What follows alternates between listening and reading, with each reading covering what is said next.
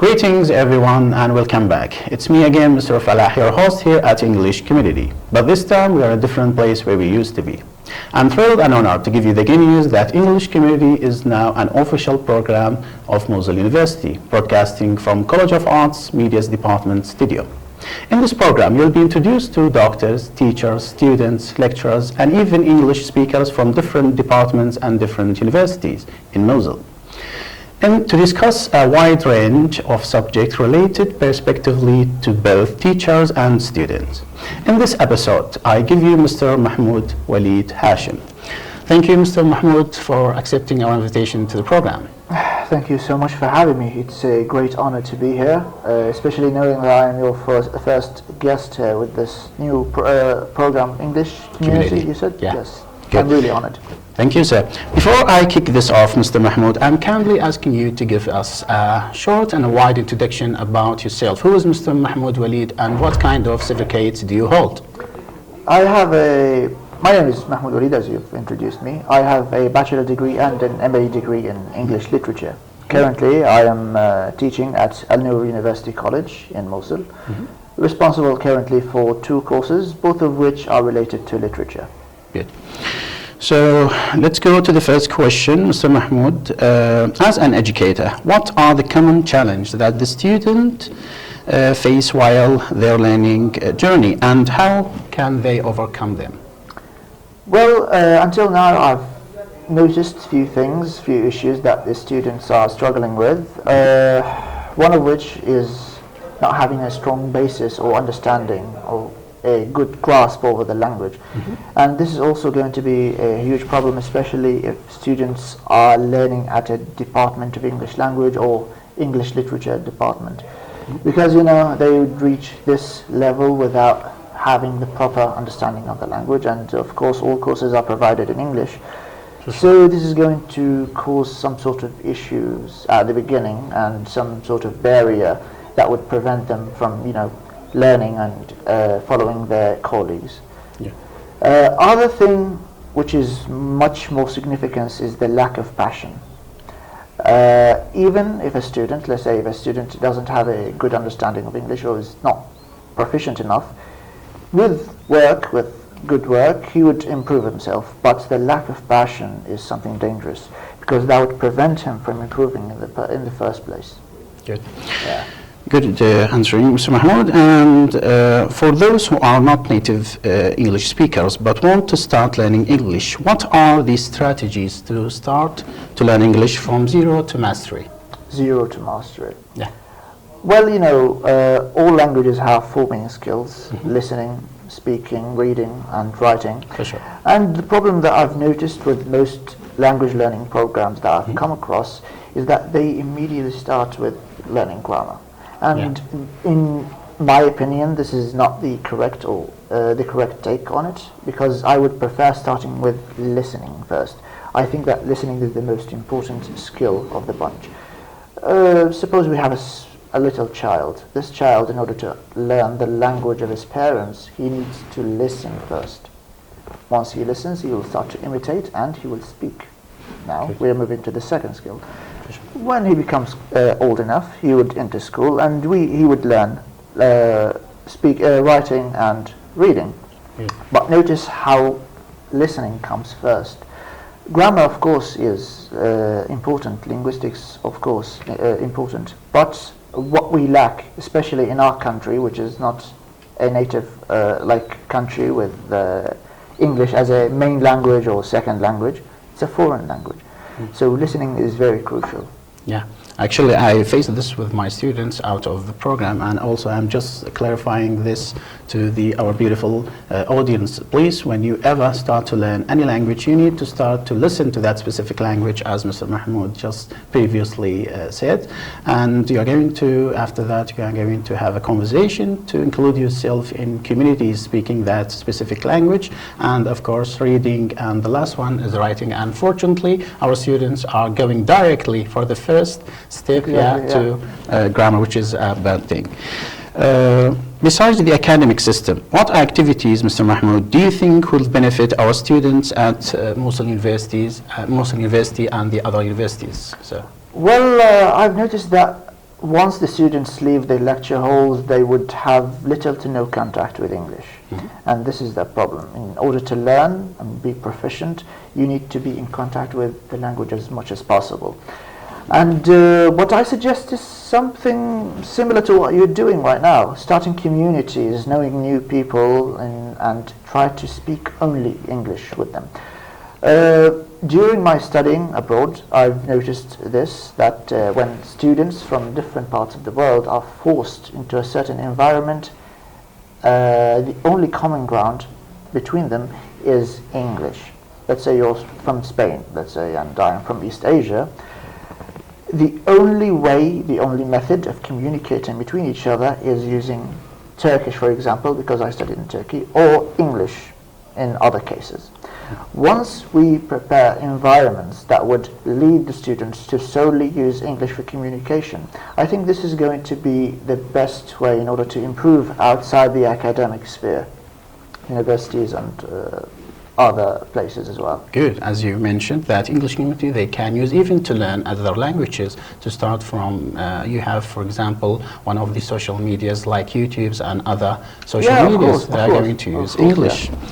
Yeah. Well, yeah, today, yes, in, like, sorry for interruption. No problem. In today's age, I think it's very easy to learn English, especially considering we have access to the internet. Yeah. People, I believe, from your generation and mine had it more difficult. Yeah, of course. Like the world right now is a small we village. didn't have internet access. If Yeah. we wanted to listen to something, in English, we'd buy CDs, and that was much more difficult than now. You can just grab your phone and be connected to the internet and access the whole world. As you said, the world is becoming like a small village. You can reach any point from your current position, of course.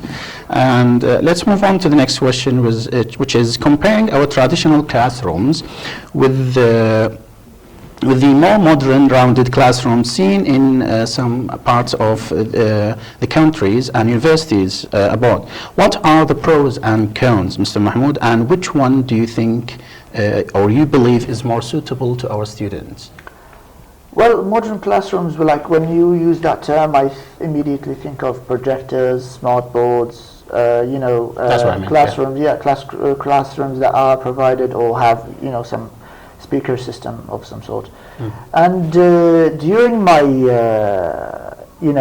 teaching, these past months that I've been teaching, I've realized that I am using or relying more on those tools more than I expected, like using the PowerPoint presentations and the projectors, because I've seen students paying more attention to that than a traditional board. Yeah. So definitely, I can't think of any con. Yes. I think that such lecture halls are all like Good.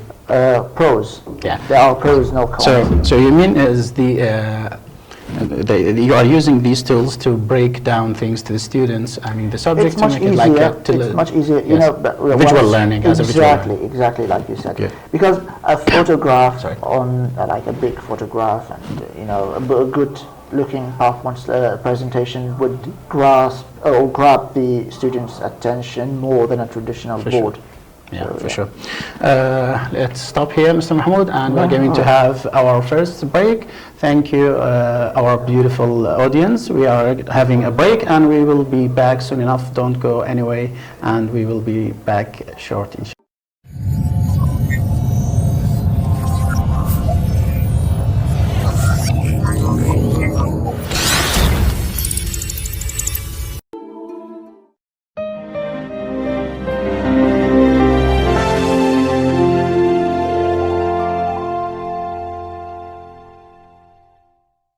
Welcome back, our beautiful audience, to English Community. In this episode, we are having Mr. Mahmoud, and let's go back to the questions. Mr. Mahmoud, during your travels and engagement with universities globally, did you come across anything that you wish to our university had but it didn't? Yes, definitely. Well, what I can think of is my experience with Latvia University. Their students are expected to be more, active in classrooms. Yes. I think that here and during my bachelor degree years especially, it would be more than normal for a professor to enter his classroom, give a 2-hour session speaking without expecting students to participate at all. And this is something that was approached differently there in Latvia. Because you are expected to participate as much as possible. What we are also used to do is, a professor would divide us into groups once he explains something. A certain topic is explained, then we are divided into groups. Those groups are going to discuss what the professor has already explained, and they are going to debate the results. If, let's say, a professor would give you a question and you as a group would work together in order to find a solution or the answer to that, your solution or answer is going to be debated with other groups. So it's like the system focuses more on the student effort, more than the teacher's effort. So. Yes. Another thing is, this is something that I really would like to see here, which is the grading system. Which is good. The grading system, the way in which a student is offered his mark. Okay. There, the final exam only have 20% of the total mark. Really? 20% alone. How about the 81? The remaining 80, there are exams of course as well, but the majority of that grade is your participation and work during the whole year. So it goes for the whole year, right? Exactly, because every participation counts. And I've seen students not attending at all. They would only attend here and for the exams. Yeah, they would only attend once there is an exam. But there, you have to be always there in order to participate and in order to gain more grades. Yeah, of course. So you're gathering your marks so through it's the whole your year. effort throughout the year, not 2 days. The 2 days that you've studied in before the final exam. Yeah, actually, this is a good system, and we hope it's going to be applied in the near future, inshallah. Mr. Mahmood, English studies are typically divided into linguistics, and literature. We are all familiar with this one. What are the key differences between them, and which one does the students tend to favor, from your point of view, of course? Yeah, this is a really good question. Maybe I wouldn't be able to give a very accurate answer to that, since I am not very proficient with linguistics. As I said, my major is literature. I think that regarding what field would the students prefer, I think this is very subjective. It differs from one student to another. When I was a student, I definitely preferred literature. I think you like linguistics. Yeah, the opposite of that. So I think linguistics as a field has its rules drawn more clearly than literature. Maybe there are some blurry lines when you study literature. Maybe I also think that we can contribute more, or maybe more academic papers are being contributed in the field of literature than in linguistics. Because you could approach a certain work of literature from very different, from many different angles, considering the lens, like the critical lens that you're using. Let's say we are talking about Shakespeare, of course. So Shakespeare is still being talked about, not only because of his importance, but literature is more flexible, that it provides you many tools to look at a certain work of literature or fiction. So maybe you're using, let's say, maybe a feminist point of view. Maybe I will use other lens, like something related to fundamentalism, structuralism, reconstructionalism. All of these are different lenses that would allow you to look at a specific work of literature in a different way. But with linguistics, as I said, the lines are drawn, I think. So this is the main difference in my opinion. Okay, let me just paraphrase the question to you and ask you in this way, Mr. Mahmood. If you have the chance to go back in time and you will be, of course, you will give the choice to choose to go and continue your MA degree, your master degree, are you going to choose also literature, or are you going to, so there's no way to bring you to our side? I still prefer literature over linguistics. Of course, it's a point of view, but as you said previously, I actually like linguistics more than literature, but there are also all of them, it's English of course, and depends on the well, maybe like we are using different like, aspects about linguistics without knowing it. Linguistics would tell you, okay, this is syntax, this is semantics, and this field deals with this, that field deals with that. And we are unconsciously using it, but linguistics goes more in depth about these certain aspects of fields. So. For sure. Yeah, for sure. Let's go to the other question, which is, as a second language speaker, how can someone use English to learn other languages efficiently, utilizing advanced resources like social networks, and does it have an impact on non-English speakers?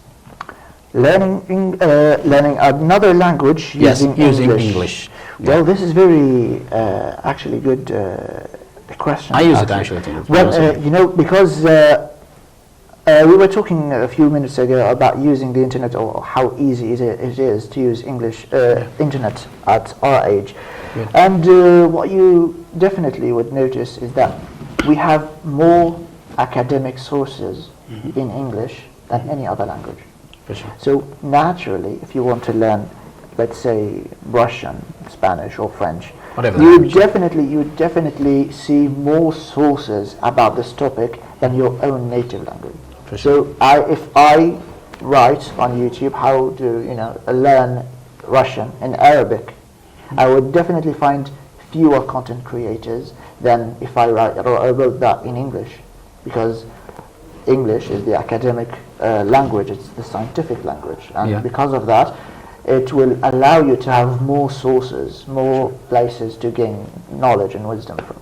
Yeah, good question actually, Mr. Mahmood. I always actually advise my student, and also this is advice for our beautiful audience. If you need to master English and also to learn another language, try to, whenever you feel yourself that you mastered English, you are going to learn other languages by using English. In this method, you are going to practice two languages, which is English and that specific language that you are trying to master. Well, actually, your question is also flexible. Generally now, once a student or a person is proficient enough in English, would definitely see himself using English to search for daily things. For sure. Like if I had a problem with my laptop or I need to know something, I wouldn't search for it in Arabic. I would immediately search for it in English. Yeah. So it's a normal thing for English speakers. Good. Moving to the other questions, which are there any misconceptions about English that you would like to address? Misconceptions? Yes. Something that people misunderstood maybe, or took it in a wrong way about English? To be honest, from my experience thus far, I didn't see any misconceptions from the younger generation. Maybe there are some, some bias from the older generation. Good. Because, they would say they would like to preserve their culture of some sort. They would turn learning a new language into some sort of clash between cultures. Yeah. Because why would you learn other culture, the language of another culture, or different than ours? Yes. So but I don't see such misconception or bias from the younger generation. I think they are open-minded enough to understand that it's just a language. It's going to open a whole new world for me. For sure. Nothing more. For sure. Moving on to the next one, which is, can you describe your teaching philosophy or approach to language instructions? What kind of methods do you use with your students at Al Noor University? Well, as I mentioned, the courses I'm responsible with right now are related to literature. But my teaching philosophy in general is not, I tend not to be strict with my students. I tend to, crack some jokes, as much jokes as possible. Once a student has a friendly environment, I think it's feel comfortable, of course, with the exactly teacher. A friendly environment, a comfortable position, he would start learning faster. I also, as I said, started relying on PowerPoint presentations more than I expected. And the method that I've mentioned in Latvia, doing group works, I am using that right now. Good. Because once I explain, let's say, a certain story or a certain novel, I would prepare a set of questions and I would divide students into groups and I would give them like 5 minutes to answer 3 questions. They would, compete with each other in order to find the correct answer. Then another 3 or 4 questions are showcased on the board and they would continue doing that. Like this, I would make the students more included in the class. Yes. Regarding the graded system, I am a bit limited because this is something outside my reach. Of course. Yes, but well, you're trying to be your best to just give. Yes, exactly. I try to also make students. as many exams as possible. Yeah. Unfortunately, this is the only way of making to grab the students' some attention. students to force them to study. Some, I have very excellent students who would, participate daily. Or even just come to the exam, as you yes, just exactly. mentioned. But others only come to the exam. So once there is an exam, this is the only way of making. And not going to learn. For sure. Yeah. And this is a global issue, not solely here. For sure. Let's move on to the next question, which is how do you typically practice and improve your language skills outside of the formal teaching methods or lessons, such kind of things? Yes, so this is also a good question, actually. I'm always in contact with English. Like in my spare time, I don't, if I am, watching something, a TV series or a movie or, visiting the social media, it's all in English. Yeah. I rarely watch something in Arabic. And of course you don't need the subtitle for the students. No need for that. No need for that at all. Once you practice enough or listen enough, you wouldn't need any subtitles. Of course. And this is something personal. Like I don't watch anything from the Middle East, like entertainment or content creators and all Same of that. here. Yeah. So listening is also always practicing. However, I've noticed recently that I am not speaking outside the classroom that much, although I'm in an academic environment. But I think this is a cause of teaching is a bit exhausting. And once I finish a 2-hour lecture, of course, I need some break, alone. So listening, I'm always listening. But when it comes to speaking, it's been a while since I've spoken this much, actually. Of course. So thank you for the opportunity, by the way. You're more than welcome. And of course, to our beautiful audience, try to use English out, as Mr. Mahmoud said, out of the academic system. Just don't depend on the universities to improve and strengthen your language. Try to have groups, as Mr. Mahmoud mentioned in his answers. Mr. Mahmoud, what do you hope viewers take from this interview or discussion? Well, until now, we've mentioned a few pros and cons, some issues and difficulties that the students are, like I've talked so far, are facing. So I would definitely recommend, listening to those pros and cons. And what we recommended, listening a lot, speaking in English communities, forcing yourself to learn. All of these are things that I wish your audience would follow, because this is my personal experience, and I think you would definitely benefit from those like the mistakes I've made and the things that I'm recommending. Because I think I'm good enough with the language. So those are the things that I recommend. Maybe certain people have certain methods of learning English or any other language. A method that I still use to this day actually is recording my voice and listening to it. And this is very beneficial. For shy people, I would also recommend speaking to yourself in a mirror, because some shy people are a bit, they don't have the ability to have a conversation with others. Exactly, they would feel shy and uncomfortable when you just talking can't practice in your room. But when you're in mirror. front of yourself, okay, there is no need to be shy. So this is the start point for exactly. He's going to include himself. Exactly, and recording your voice is also beneficial. Sometimes we don't notice the mistakes that we are doing. Not only in language but in general. So listening to your voice and comparing and seeing the mistakes or listening to the mistakes you're doing are going to direct you to the best part to give the best version of you, of exactly, course. to correct those mistakes and give your best version of it. Good, Mr. Mahmoud. So let's go and Mr. Mahmoud, could you share with us some closing remarks? Do you have anything else you would like to add to this interview? Anything as an advice or something? Well, I could offer my thanks first of all for giving me this opportunity. I would definitely, as I said, recommend listening to such programs, including yourself in communities, in English communities. For sure. Listening more to English be acquainted with the language. Each language has a tone of its own, so you need to be acquainted with English and its tone and how the language sounds and feels. Try to have friends that you would speak English with. No need to be shy, they are your friends. Also, I would also recommend searching for your own hobbies in English.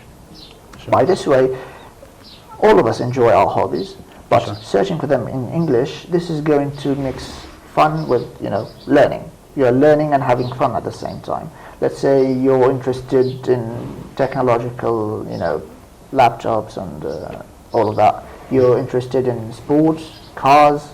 Search for that. Search for your hobby in English. You're going to have fun and learn a new language at the same time. Good. Thank you, Mr. Mahmoud, for joining us, and we are eager to hear your insights. Yes, thank you for granting me this opportunity. You're more than welcome. We are honored actually to have you, and we are going to have you, of course, more and more in our I'm ready whenever you program. need. Thank you, sir. And to our beautiful audience, thanks for attending this episode, and of course, prepare yourself for upcoming episodes with other teachers from different universities. And as I mentioned in the first introduction to the program, we are going to have doctors, teachers, students, lecturers, and even English speakers from different departments and university. So thanks for watching this episode to the end of it, and we will see you inshallah in the next one. Thank you, Mr. Mahmoud. Thank you, Mr. Falah. Thank you so much.